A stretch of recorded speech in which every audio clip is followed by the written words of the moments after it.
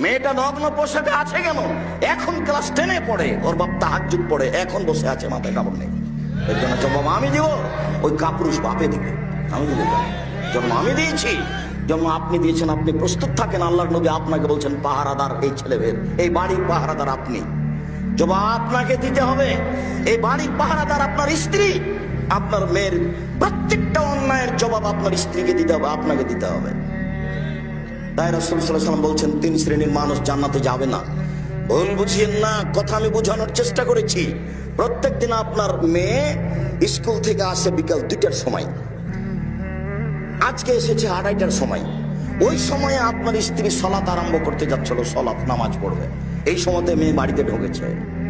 দায়িত্ব আগে মেয়েকে আগে জিজ্ঞাসা করতে হবে, আম্মু প্রতিদিন 2টায় আসো, আজকে 2:30টায় আসলে 1 ঘন্টা লেট করলে কেন? এটা রহস্য আগে বের করতে হবে, তারপরে কোনো কথা। এটা অক্ষরে অক্ষরে প্রকাশ করতে হবে, বুঝতে হবে, জানতে হবে। তার নাম মা। মায়ের কারণে এই সংসার, এই পরিবার ভুল পথে গেছে, বাপের কারণে এই সংসার, এই পরিবার ভুল পথে গেছে। বলছি